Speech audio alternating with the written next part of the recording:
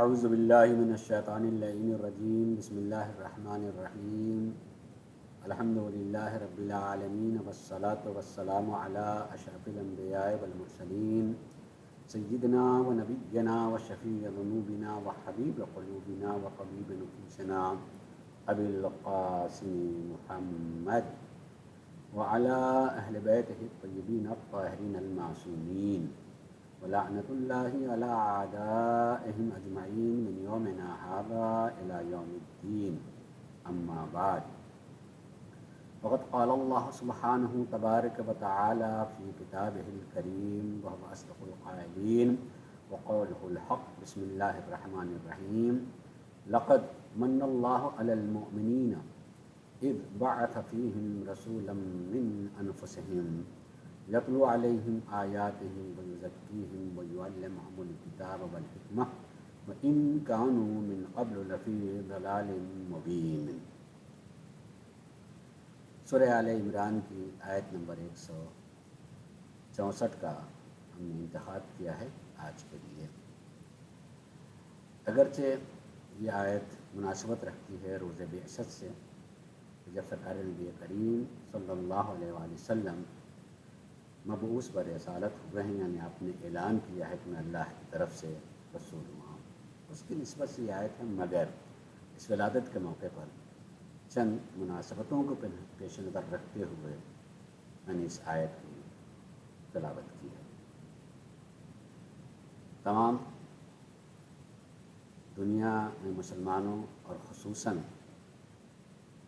مومنین کرام کے حضور میں نور رسالت حضرت محمد مصطفیٰ صلی اللہ علیہ وآلہ وسلم کے ظہور کی تبریک و تہنیت پیش کرتے ہوئے اور انتہائی خصوصیت کے ساتھ وقت کے امام حضرت امام حجت علیہ السلام کے حضور اور ان کی بارگاہ میں ان کے جد امجد کی ولادت باسعادت کی تبریک و تہنیت عرض کر رہا ہوں، اس امید کے ساتھ کہ مولا ہمارے اس ذکر کو، ہماری اس سماعت کو اپنی بارگاہ میں قبول فرمائیں۔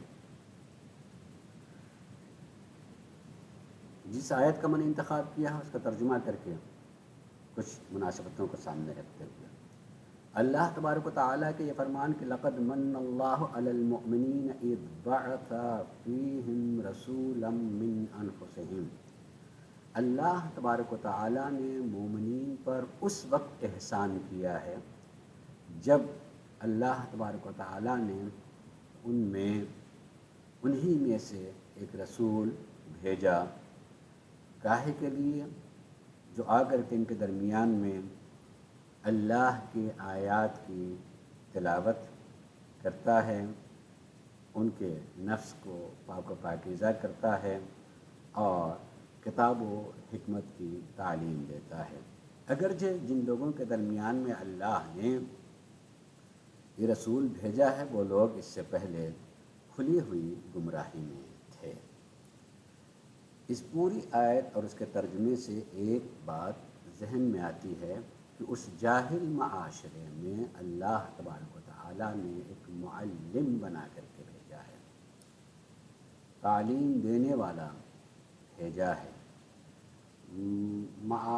ایک جاہل معاشرے کو آگاہ اور صاحب علم بنانے کے لیے ایک معلم ان کے درمیان میں بھیجا ہے، اور اس معلم کے بھیجنے کو اللہ تبارک و تعالیٰ نے تعبیر کی ہے کس چیز سے؟ تعبیر کی ہے اللہ تبارک و تعالیٰ نے اس معلم بھیجنے کو احسان سے، بھیجنے کو احسان کہا ہے کہ ہم نے احسان کیا مومنین پر۔ اگر دیکھا جائے تو اللہ تبارک و تعالیٰ کا احسان، ہمارا پورا وجود اس کا احسان ہے، ہمارا ہر لمحہ اس کا احسان ہے، ہر سانس اس کا احسان ہے، اور اس سانس اور زندگی اور نبض حیات کے چلنے کے لیے جتنے اسباب ہیں وہ سارے کے سارے اللہ کے احسان ہیں۔ مثلا اللہ تبارک و تعالیٰ نے ہماری آمد سے پہلے ہماری غذا کا اہتمام کیا، اس کا احسان ہے۔ اللہ تبارک و تعالیٰ نے جینے کے لیے ہوا کا اہتمام کیا، اس کا احسان ہے۔ اللہ تبارک و تعالیٰ نے ہمارے رہنے کے لیے زمین کا فرش بچھایا، اس کا احسان ہے۔ اللہ تبارک و تعالیٰ نے ہمارے لیے آسمان کا سائبان لگایا، ستاروں سے اس کو سجایا، وہ اس کا احسان ہے۔ اللہ تبارک و تعالیٰ نے اپنے حیات کو آگے بڑھانے کے لیے غذاؤں کا اہتمام کیا، اس کا احسان ہے۔ مگر پورے قرآن میں کہیں تبارک و تعالیٰ نے ان چیزوں کا ذکر کر کے یہ نہیں کہا ہے کہ میں نے تمہارے لیے اس چیز کا اہتمام کیا، تم پر میں نے احسان کیا۔ لیکن اس اللہ تبارک و تعالیٰ نے جہالت کے دور کرنے کے لیے جو معلم کا اہتمام کیا اور انتظام کیا، تو یہ کہا کہ میں نے تمہارے اوپر احسان کیا۔ اچھا، تمہارے اوپر احسان کے ساتھ میں خصوصیت کے ساتھ تمام انسانوں کے لیے نہیں کہا، بلکہ یہ کہا کہ لقد من اللہ علی المؤمنین، اللہ تبارک و تعالیٰ نے مومنین پر اس وقت احسان کیا۔ اصل میں یہ ایمان رکھنے والوں کے لیے ایمان اس بات کا کہ اللہ ہے اور اللہ ہی سے ہم ہیں، اور اللہ نے ہمیں بیکار عبث بلا وجہ اس کائنات میں نہیں بھیجا ہے، اور اللہ ہماری ضرورتوں کو پورا کرتا ہے۔ تمام ضروریات میں جس ضرورت کو پورا کر اللہ نے اسے احسان کہا، وہ ہے علم، جہالت کی تاریکی سے نکل کر کے علم کی روشنی میں آنا، یہ احسان ہے۔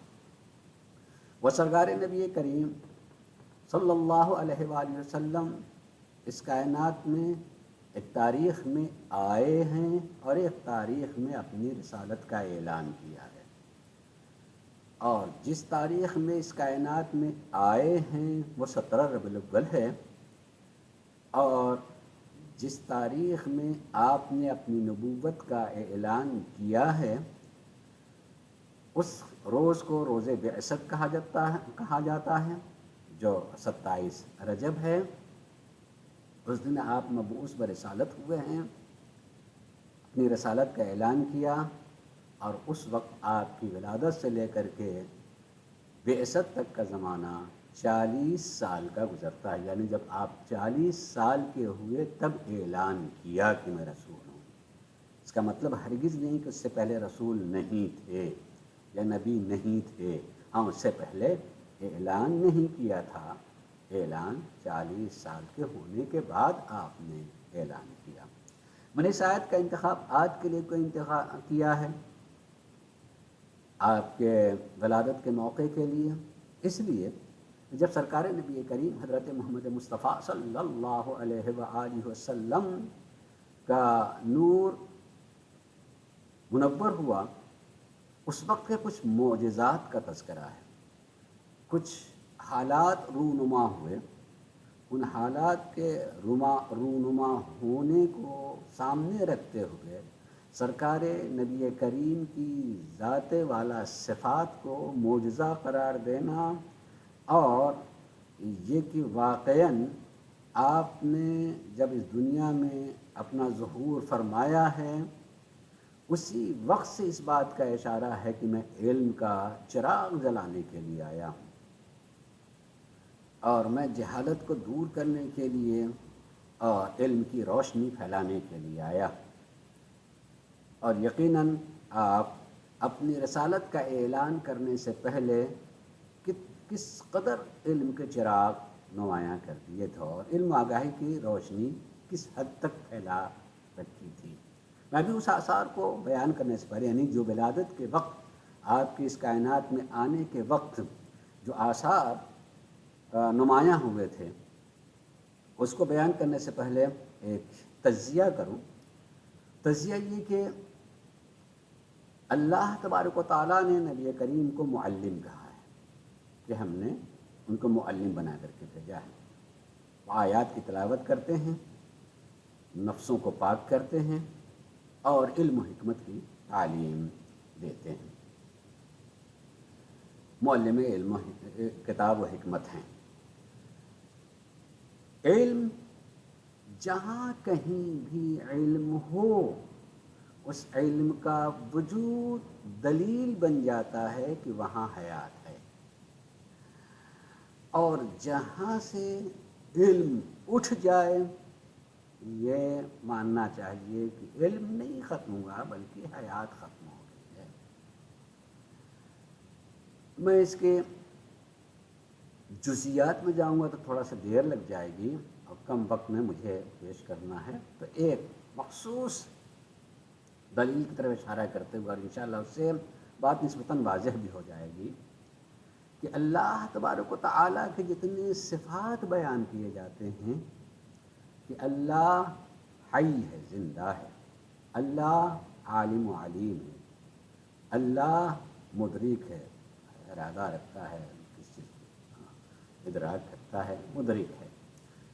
جتنی بھی صفات اللہ تبارک و تعالیٰ کے بیان کیے جاتے ہیں، اگرچہ ان سارے صفات کو اپنی نسبت سے ہم دیکھیں تو اپنی نسبت سے دونوں چیزیں الگ الگ ہیں، اس میں دوئیت پائی جاتی ہے۔ مثلا ہم آپ کو کہیں کہ آپ عالم ہیں تو ایک آپ کی ذات ہے اور دوسری آپ کی صفت ہے کہ عالم ہے۔ ہم آپ کو کہیں کہ حسن و جمیل ہم پہ ہے تو آپ کی ایک ذات ہے اور اس میں یہ حسن و جمال پایا جاتا ہے۔ جتنی بھی صفات بیان کی جائیں، شجاعت ہو، جود و کرم ہو، یہ ہماری ذات سے الگ ہے جو اس میں پائی جاتی ہے۔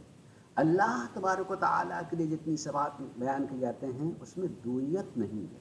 جس صفت کا نام لیں وہی اصل میں وہ عین ذات ہے، یعنی نہیں کہ اللہ الگ ہے اور اس کا علم الگ ہے، اللہ الگ ہے اور اس کی حیات الگ ہے، اللہ الگ ہے اور اس کے ارادہ الگ ہے، کوئی چیز اس کا رحم و کرم الگ ہے، نہیں، عین ذات ہے، اس میں دوئیت نہیں پائی جاتی، ورنہ پھر وحدانیت ثابت نہیں کر سکتے آپ۔ وہ عین ذات اور ساری صفات، اس میں اس بات کو ثابت جب کیا جاتا ہے کہ اللہ حیات ہے، زندہ ہے، تو جب اللہ کے لیے علم ثابت کیا جاتا ہے کہ اللہ عالم و علیم ہے، تو اس میں ثابت کر لینے کے بعد یہ بات کہی جاتی ہے کہ جب علم ثابت ہو گیا تو حیات ثابت ہے، یعنی علم ثابت ہو جائے تو الگ سے حیات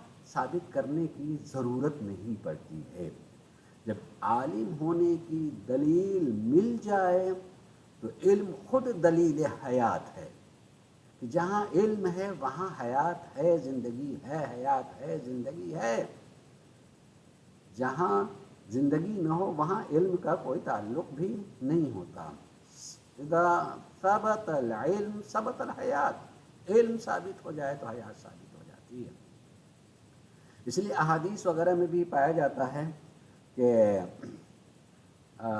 سرکار مولا کائنات فرمایا کہ العلم حیات، علم زندگی کا نام ہے۔ اگر کوئی شخص عالم ہو، یعنی جس شخص کی ذات الگ ہے اور علم اس کی ایک صفت ہے، ایک صفت اس نے حاصل کیا ہے، ایسا بھی اگر کوئی عالم ہو تو اس کے بارے میں کہا جاتا ہے کہ اگر کوئی عالم مرتا ہے تو وہ مرتا نہیں، اس کا علم اس کو زندہ رکھتا ہے، علم کو زندہ رکھتا ہے انسان کو۔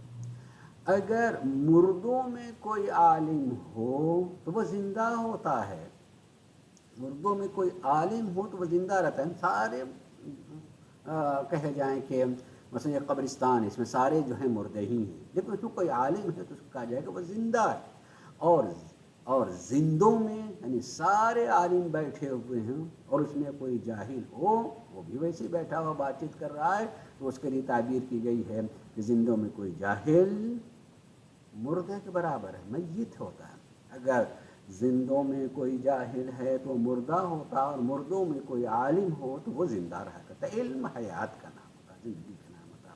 اس وضاحت کے بعد میں صرف ان چیزوں کی طرف اشارہ کرنا چاہوں گا کہ جو سرکار نبی کریم کی ولادت کے وقت جو ہے ظاہر ہوئے تھے۔ تقریباً 5 6 7 چیزیں ہیں، ان میں سے کچھ چیزوں کی طرف اشارہ میں کروں گا۔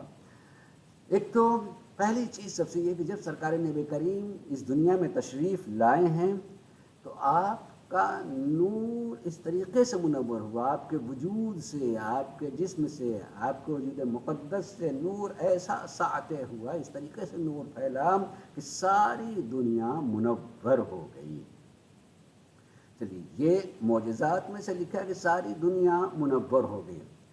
آج اگر خالی واقعی کو عنوان سے بیان کیا جائے تو ہو سکتا ہے کہ کسی کے ذہن میں جو ہے سوال پیدا کہ کیسے، یقیناً یہ بھی کیسے کو بتایا جا سکتا ہے، لیکن میں خود اپنی اس بات سے کہ علم زندگی کا نام ہے اور علم کو حیات کہا گیا، اسی کے ساتھ ساتھ سرکار نبی کریم نے ارشاد فرمایا کہ العلم نورون، علم نور کا نام ہے، روشنی کا نام ہے۔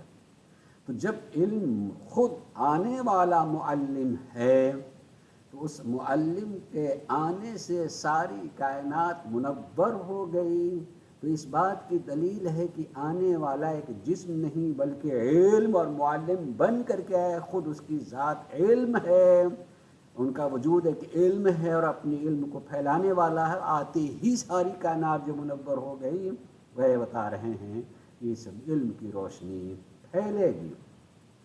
اور قرآن نے بھی اس طرح کی آیت پائی جاتے ہیں، اشرقت الارض بنور ربہا، اور زمین اپنے رب کے نور سے منور ہو گئی۔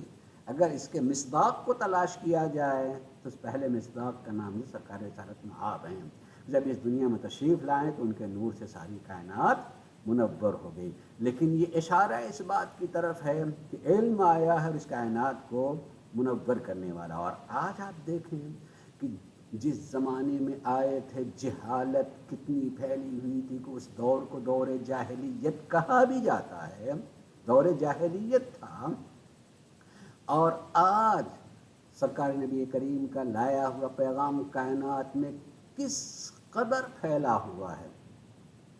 اگرچہ مسلمان ان ساری تعلیمات پر جیسے عمل کرنا چاہیے ہے قطعاً اس طرح سے عمل نہیں کر رہے ہیں، اس کے باوجود بھی ایک نام ہے، اس کی ایک روشنی ہے، اور جو کہ اس اسلام کو پڑھتا ہے اس سے متاثر ہوتا ہے۔ اور آج یہ مانا جاتا ہے کہ سب سے تیز جو مذہب دنیا میں پھیل رہا ہے وہ دین اسلام ہے۔ اس کو قبول کرنے جو اس سے قریب آ جائے گا اسے روشنی مل جائے گی، تو روشنی کے ملنے سے وہ یقیناً اس سے متاثر ہو گیا۔ تو پہلے چیز یہ کہ آپ کی آمد سے کائنات منور ہوئی، علامت ہے کہ علم آیا، معلم بن کے آیا ہے، وہ روشنی ہے اور وہ اپنی روشنی کو کائنات میں پھیلانے والا ہے۔ حدیث میں ہے کہ العلم نور، علم نور ہوتا ہے، اور نور کی تعریف ہے کہ الظاہر بذاتہ والمظہر لغیرہ، علم اسے کہتے ہیں جو اپنی ذات کے اعتبار سے خود ظاہر ہوتا ہے اور اس خصوصیت کی بنیاد پر جو چیز ظاہر نہیں ہوتی اسے ظاہر کر دیتا ہے۔ جیسے اندھیرے میں آپ روشنی جلائیں تو پہلے روشنی ہی دکھائی دے گی، اور اس روشنی کے ذریعے سے جو چیز نہیں دکھائی دے رہی تھی وہ چیز دکھائی دینے لگے گی۔ علم نور کا نام ہے۔ سرکار نبی کریم کے آمد سے نور کا پھیلنا کہ گویا وہ خود مجسمہ علم و آگاہی ہیں، اور اس سے وہ چیزیں جو معلوم نہیں تھیں معلوم ہوں گی۔ اور اسی کے ساتھ ساتھ دوسری جو خصوصیت بیان کی گئی ہے، وہ دوسری خصوصیت یہ ہے کہ جس چیز کی عبادت نہیں کرنی چاہیے تھی یا بڑا نہیں ماننا چاہیے تھا اسے بڑا مانا جا رہا تھا، اور یا اس کی پرستش کی جا رہی تھی۔ اس میں سے دو چیزوں کا ذکر یہ ہے کہ سرکار نبی کریم کی ولادت کے موقع پر کسرا یعنی اس وقت کے بادشاہ جو عجم کے بادشاہ ہوتے تھے، تقریباً بادشاہ کیا ہوتے تھے، اپنے کو تو معبود بنوانے والوں میں سے ہوتے تھے، سب انہی کے سامنے سر جھکایا کرتے، ان کے محل میں شگاف پڑ جانا، ٹوٹ جانا، یہ اس بات کی علامت جب علم کی روشنی بڑھتی ہے تو جو اپنے کو خالی منواتا ہے وہ رہنے والا نہیں ہے، وہ ٹوٹ جائے گا۔ جب علم کی روشنی پھیلے گی تو حقیقت کی طرف لوگ جائیں گے۔ یہ جو مجاز اور واقعی ناحق ہیں ان سے لوگ الگ ہو جائیں گے. وہ ٹوٹ جانا، اس کے کنگروں کا ٹوٹ جانا، شگاف پڑ جانا محل میں، یہ بتانا ہے کہ یہ جہالت کی بنیاد پر ایسا ہو رہا ہے.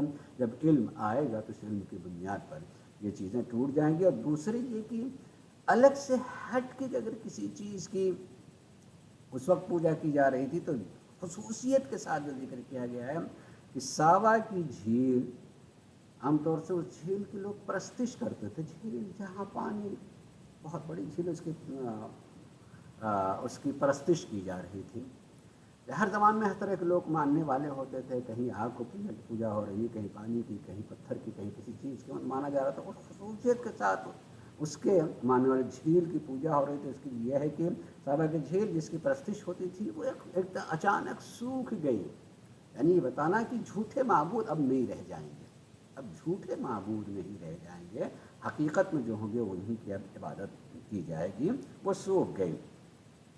اور اسی کے برخلاف واقعاً جو ایک نہر تھی، بہتی ہوئی نہر تھی، اور اس کا یہ ہے کہ وادی سما میں وہ 1000 سال سے خشک پڑی ہوئی تھی.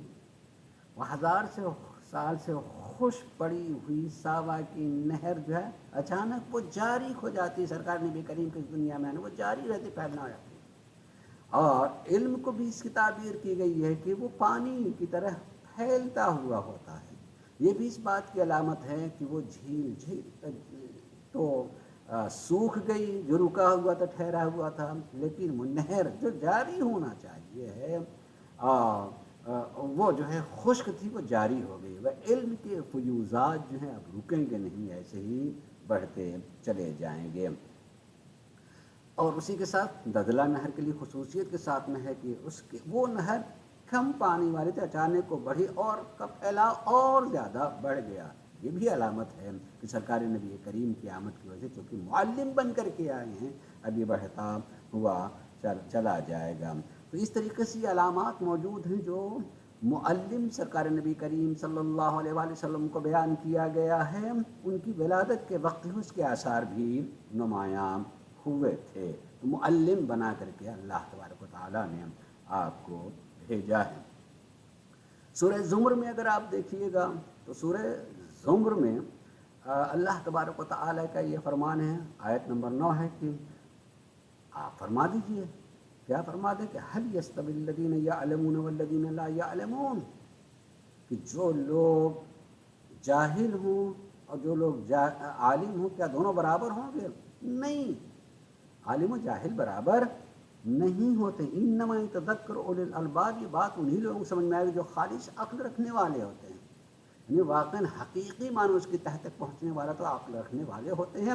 ورنہ ہو سکتا ہے تعبیر کرنے والا کہ ایک پڑھا لکھا جو ہے بالکل غریب ہے، کہیں کہ بھائی نہیں یہ بہت پست ہے، اور جس کے پاس محل ہو اور بہت سارے اس کو بڑا محاج بھی مان لیتے ہیں. لیکن حقیقت یہ جن کے پاس دولت علم ہے اس سے بڑا کوئی دوسرا نہیں ہوتا، دنیا رکھنے والا بڑا نہیں ہوتا. عالم و جاہل جو ہے برابر نہیں ہو سکتے. یہ آیت بھی بتانا چاہتی ہے کہ ہم نے یعنی اللہ تبارک و تعالیٰ ہم نے رسول کو معلم بنا کے بھیجا. جن کے لیے معلم بنا کر کے بھیجا ہے انہیں بلند بنانے کے لیے جتنا علم حاصل کرتے چلے جائیں گے اتنی ہی بلند بھی ہوں گے. اسی لیے حدیث ہے کہ الاسلام یعلو ولا یعلا علیہ، اسلام بلند ہے، ہر مسلک و مذہب پر سب سے بلند ہے اسلام ہے، اور اس پر کسی کو بلندی حاصل نہیں ہو سکتی ہے. دلیل اس بات کی ہے کہ اگر واقعاً اہل اسلام اس معلم سے سیکھ لیں اور اپنا امتحان لیتے رہیں تو اس معلم الہی کہ علم ایسا علم ہے وہ اس علم پر کسی دوسرے علم کو فوقیت حاصل نہیں ہو سکتی ہے. آج ہم اس سے الگ ہو گئے ہیں، ہم اس سے دور ہو گئے، جس کی بنیاد پر جو ہے دنیا میں پست ہی دکھائی دے رہے ہیں. لیکن حقیقی معنوں میں جو ہے اگر اس علم سے آشنا اور قریب ہوتے چلائیں تو بلند ہی رہیں گے. اگرچہ اس میں ایک گفتگو ہے کہ واقعاً علم کو کس کو کہا جاتا ہے ایک، اور دوسرے یہ کہ وہ معلم بن کر کے آئے ہیں. تو آج تو علوم کی اتنی قسمیں بیان کی ہیں، اگر آپ انگلیوں پہ گننا چاہیں تو آپ علوم کو گن نہیں سکتے ہیں کہ کتنے علوم پائے جاتے ہیں۔ اس دنیا میں علوم کتنے ہیں نہیں بتایا جا سکتا ہے کہ کتنے علوم ہیں۔ ٹھیک ہے، جو عام طور سے رواج پائے ہوئے ہیں ممکن اس کو بتا دیں، دیکھیے وہ ریاضیات کو جانتا ہے، وہ سائنس کو جانتا ہے، وہ فقہیات کو جانتا ہے، وہ منطق کو جانتا ہے، وہ فلسفے کو جانتا ہے، سارے علوم کو۔ اور نہ جانے دوسری زبانوں میں کتنے علوم ہیں جو ہر آدمی اپنے سے متعلق جتنا پڑھے ہوئے اس میں نہ جانے کتنے قسم کو بیان کر دے۔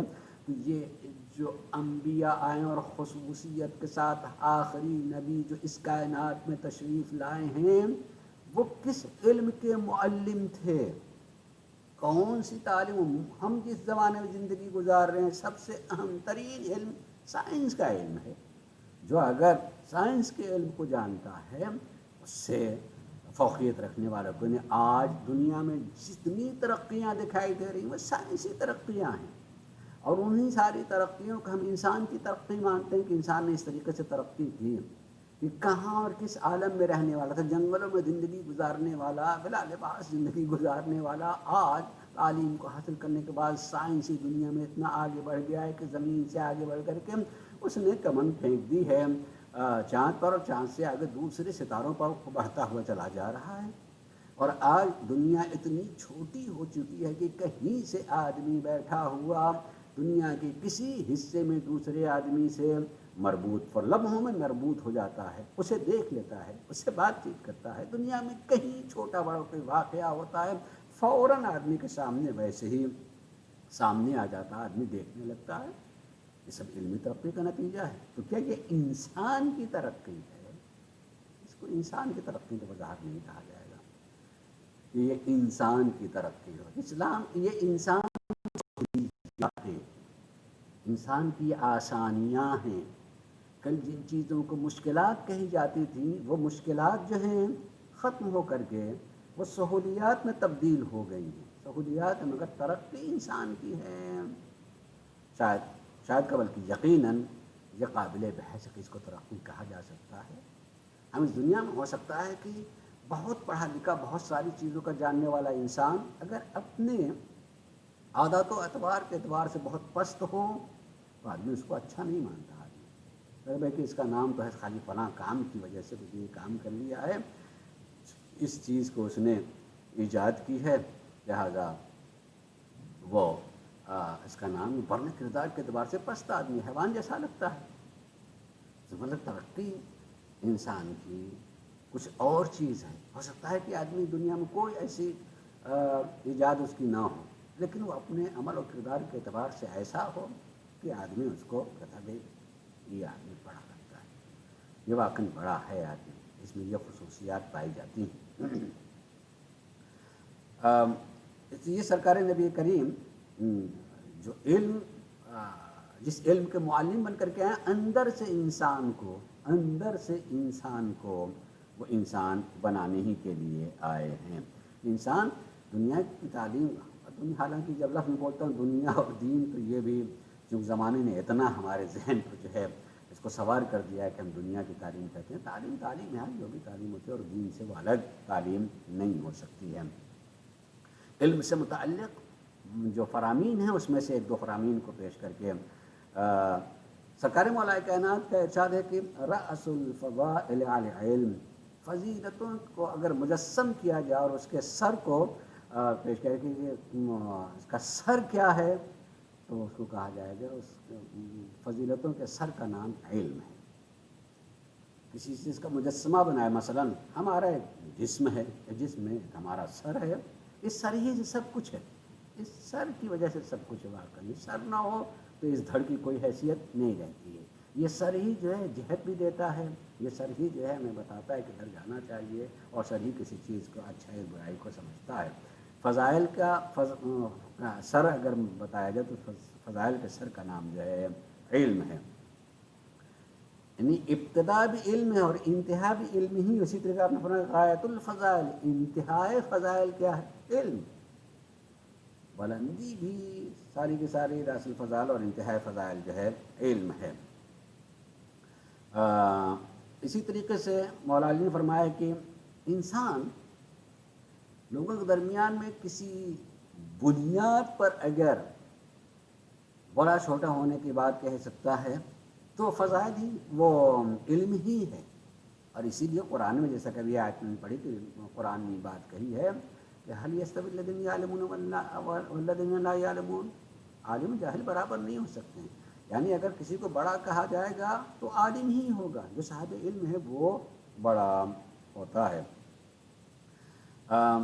اور حقیقی معنی میں ایک عالم ہو جائے اور ایک عالم نہیں ہو سکا، لیکن اس کی نسل آگے بڑھنے کے لیے اس میں بھی چھٹے امام حضرت امام جعفر صادق علیہ السلام کے فرامین میں سے یہ فرمان ہے. آپ نے فرمایا کہ خیر ما ورث الآباء لأبنائهم الادب والعلم والمال. لوگ جو اپنے بعد والی نسل کے لیے چھوڑ کے جائیں، جو میراث کے طور پہ چھوڑ کے جائیں، اس میں سب سے بہترین ترکہ مال میراث کیا ہو سکتا ہے؟ آپ ہمارے کہ علم و ادب. علم اور ادب کسی نے چھوڑا ہے تو وہ بہترین چیز ہے. ہو سکتا ہے کہ ایک ملت اس کو چھوڑ کر کے جائے، ہو سکتا ہے کہ فرد اس کو چھوڑ کر کے جائے، تو ملت چھوڑ کے جاتی ہے اگلی نسل کے لیے، پوری ملت کے لیے آنے والی اس کا اگلا قدم ہوتا ہے. اور فرد چھوڑ جاتا ہے اپنے گھر اور خاندان کے لیے، اسی سے آگے بڑھتا ہوا چلی جاتے. تو بہتری ہم تو عام طور سے اسی دنیا کو چھوڑ کے جانا چاہتے ہیں کہ ہم اپنی نسل کے لیے محنت کر رہے ہیں اور اس کو دے رہے نہیں. محنت کریں تو واقعی وہ چیز جو بہترین چیز چھوڑ جانے والے ہیں علم اور ادب. اور علم ادب پر بھی میں عام طور سے کوشش کرتا ہوں کہ گفتگو کروں، اور میں نے گفتگو کی بھی ہے کہ ایک ہوتا ہے خلق، ایک ہے خلق. ایک انسان کا وجود جو ہے ایک ظاہری ہے کہ کسی کو دیکھ کر کے آپ کہیں کہ وہ لمبا چھوڑا ہے یا بہت ناٹا کھوٹا ہے یا جمیل ہے یا قبیح ہے، جیسا بھی دکھائی دیتا ویسا آپ نے اس کو بیان کر دیا، کہہ دیا. یہ ایک ظاہری سے اس کو خلق کہا جاتا ہے. اور ایک ہے خلق جو انسان کے اندر ہوتا ہے. آپ اس کو ظاہر کو نہیں دیکھتے ہیں، اس ظاہر کو دیکھ کر کے اندر کی بات کہتے ہیں کہ واقعی آدمی کیا عظیم ہے. اب وہ عظیم ہے کہہ کر کے کسی چیز کی بنیاد اٹھ کے آپ نے باطن کو دیکھا ہے. عظیم بناتا ہے انسان کو اس کا علم اور کردار. اسی لیے علم کو یہ کہا گیا ہے کہ العلم قائد والعمل سائق. علم جو ہے انسان کی قیادت کرتا ہے اور عمل جو ہے پیچھے سے آگے کی طرف اس کو ڈھکیل رہا ہوتا ہے. ایک ہے قائد اور ایک ہے سائق. قائد جو آگے چل رہا ہو کہ لوگ اس کے نقش قدم چل کر کے ویسے ہی آگے بڑھیں. اور سائق اسے کہتے ہیں کہ جو پیچھے ہے اور پیچھے سے ان کو آگے بڑھنے کے لیے زور دے رہا ہے، ان کو سہارا دے رہا ہے کہ وہ آگے بڑھیں. جیسے ہو سکتا ہے کہ جانوروں کا ایک غلہ ہو اور اس کے ایک آدمی آگے ہے چل رہا، اور دوسرا ہو سکتا ہے کہ پیچھے سے اس کو ہکا رہا ہو کہ کوئی پیچھے رہ نہ جائے. تو سائق ہوتا ہے. عمل جو ہے سائق کا نام ہوتا ہے. انسان اگر علم کے مطابق عمل کر رہا ہو تو انسان کو اس کو آگے بڑھاتا ہوا چلا جاتا ہے. بلکہ ایک چیز کہوں کہ علم جو ہے، علم ہے اصل میں مشکل کشا ہوتا ہے. اس کو بھی سرکار مولا کائنات نے ارشاد فرمایا نے جو خود مشکل کشا اس کا ایک فرمان ہے. آپ نے فرمایا کہ العلم ینجد، علم مشکل کشائی کرتا ہے. والحکمت ترشد، اور حکمت سے ہدایت ملتی ہے، آگے بڑھنے کی صلاحیت ملتی ہے. اللہ تبارک و تعالیٰ نے سرکار نبی کریم کو کہے کریم بھیجا ہے، معلم بنایا ہے. اور معلم کس چیز کا بنایا ہے؟ کتاب و حکمت کا بنایا ہے کہ وہ کتاب کو بھی کی تعلیم کرتے ہیں اور حکمت کی بھی تعلیم کرتے ہیں. علم جو ہے حقیقی معنوں میں کیا ہے کہ وہ انسان کی مشکل کشائی کرتا ہے اور حکمت اس کے ہدایت کرتی ہے. علم کے مشکل کشا ہونے کا مطلب کیا ہوتا ہے؟ جیسے مطلب مثال کے طور پر یہ بات کہی جائے کہ اگر یہیں ہم بیٹھے ہوئے تقریر کر رہے ہیں آج کے لیے، انسان کی آواز کو دور تک پہنچانے کے لیے، جیسے میں اس وقت بول رہا ہوں، سننے والا سامنے کوئی نہیں مگر نہ جانے کہاں کہاں سے لوگ سن رہے ہوں گے، اس طرح کے آلات جو ہیں لگے ہوئے ہیں کہ ہماری آواز کو پہنچا سکتے ہیں۔ اب اس میں جس کے ذریعے سے آواز کو پہنچائی جا رہی ہے اس میں کسی طرح کی خرابی آ جائے تو خرابی آ گئی تو بولنا میرے لیے مشکل ہے کہ کیا کریں گے، چونکہ میں اس کا عالم نہیں ہوں کہ اگر اس میں خرابی آ جائے تو میرے لیے مشکل بن جائے گی۔ جو اس کا پڑھا لکھا ہوگا اور جانتا ہوگا کہ خرابی کو پہچان دے، اس خرابی کو دور کر دے، وہ اس کا پڑھا لکھا ہوا آدمی آگاہ ہے، جلدی سے اس کو بلا کر لے کر کے آئے، چونکہ وہ اس کو پڑھے ہے، جانتا ہے، عالم ہے، آگاہ ہے۔ تو اس نے اس کے مشکل کو دور کر دیا، تو اب وہ مشکل کشا بنا۔ ہم اس کو مشکل کشا کیوں کہیں گے؟ اس لیے کہ اس نے علم رکھا ہے، علم کو حاصل کیا اور مشکل کشائی کر دی، تو علم مشکل کشا ہوا۔ لیکن ہم اس کو خالی اس حد تک کے لیے کہہ رہے ہیں، حقیقی معنی میں مشکل کشا نہیں ہے۔ اب اگر اسی سے کہا جائے کہ بلڈنگ بنا دو تو وہ تو کہے بھائی ہم سے کیا مطلب، ہم نے انجینئرنگ اس طرح کی تعلیم حاصل نہیں کی ہے۔ اس لیے کائنات میں مشکل کشا اگر کوئی اکیلا کہا جانے کے لائق ہے تو وہ علی ابن طالب ہیں، کیوں؟ اس لیے کہ ان کے نزدیک کوئی ایسا علم نہیں ہے جس سے ان کو کہا جائے کہ نہیں جانتے ہیں۔ وہ تو علی الاعلان کہتے ہیں کہ پوچھ لو قبل اس کے کہ تم مجھے کھو دو، یعنی کسی چیز سے متعلق تمہیں پوچھنا ہے تو پوچھ لو۔ اس لیے یہ مشکل کشائی کا مصداق وہ واقعی معنوں میں پائے جاتے ہیں، لیکن علم ہے مشکل کشا، جتنا علم ہے اسی کے مطابق جو ہے آدمی علم آتا ہے، مگر حکمت انسان کو اطمینان کے ساتھ آگے بڑھاتی چلی جاتی ہے۔ تو سرکار نبی کریم حضرت محمد مصطفیٰ صلی اللہ علیہ وآلہ وسلم علم و حکمت کے معلم بن کر کے آئے ہیں۔ آج اگر ہم بیٹھے ہوئے ان کی ولادت باسعادت کے موقع پر اس نقطۂ نگاہ سے سوچ ذکر کر رہے ہیں، میں بول رہا ہوں، آپ سن رہے ہیں، تو کیا ایسا موقع نہیں آئے گا، لمحہ نہیں آنا چاہیے کہ جس اللہ تبارک و تعالیٰ نے اپنے اس کام کو ہمارے اوپر احسان کی بات کی ہے کہ ہم نے معلم تمہارے درمیان میں بھیجا ہے، یہ تمہارے اوپر میرا احسان ہے، اور کسی دوسرے عمل کو احسان نہیں کہا، جبکہ ہر عمل احسان ہے پروردگار عالم کا ہمارے لیے، مگر اس کو خصوصیت کے ساتھ جو ہے احسان کہا ہے۔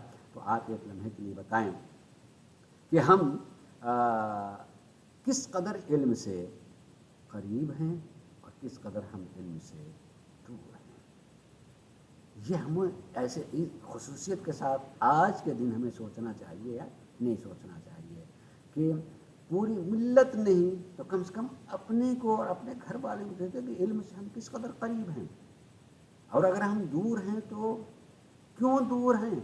علم ہماری میراث ہونی چاہیے۔ سرکار نبی کریم جہاں خود معلم تھے، اس معلم ہونے کے ساتھ ساتھ آپ نے سلسلہ چھوڑا، تو آپ سلسلہ چھوڑتے اور انہوں نے انا مدینۃ العلم وعلی بابها، کہ میں مدینہ علم ہوں، علی اس کے دروازہ ہیں۔ ایک لمحے کے لیے سوچیں کہ آپ نے اپنے بعد علم ہی کا سلسلہ چھوڑا ہے، کہ اس علم کو میں شہر علم ہوں، اور شہر علم ہونے کا مطلب یہ ہوتا ہے کہ شہر اس کو کہا جاتا ہے جہاں کوئی چیز ایسی نہ ہو کہ کہا جائے کہ نہیں، ورنہ ہم کہیں گے یہ بھائی ایسا شہر نہیں ہے۔ شہر میں ہر چیز ہونی چاہیے۔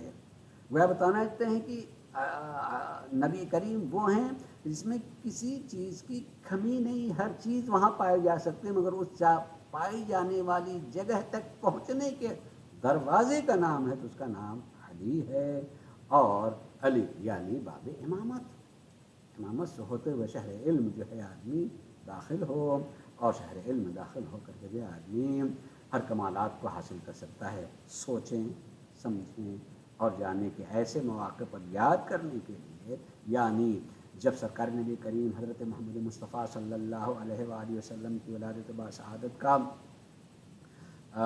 موقع ہے اور ہم جمع ہوتے ہیں، بیٹھتے ہیں، تو بیٹھ کر کے اس رخ سے جب ہم سوچیں کہ سوچنا چاہیے کہ اللہ نے انہیں معلم بنایا ہے، تو ہمیں علم سے اس قدر قریب ہونا چاہیے، اور علم کو تقسیم نہ کریں کہ دنیا کا علم اور یہ دین کا علم اور یہ فلاں کا علم۔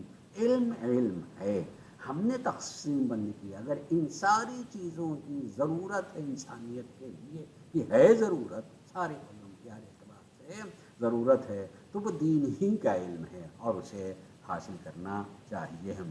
اور جو حاصل کر لیتا ہے تو اس کو تو خود سرکار نبی کریم نے فرمایا کہ جو واقعاً عالم ہو جائے تو اس کی نسبت کیا ہے۔ حدیث پڑھ رہا ہوں، آپ سنیے کہ نبی کریم نے ارشاد فرمایا کہ علماء امتی کا انبیاء بنی اسرائیل، میرے امت کے جو علماء ہیں بنی اسرائیل کے انبیاء کے برابر ہیں، درجہ نبوت کے قریب قریب کا ہوتا بلکہ برابر کا ہوتا ہے۔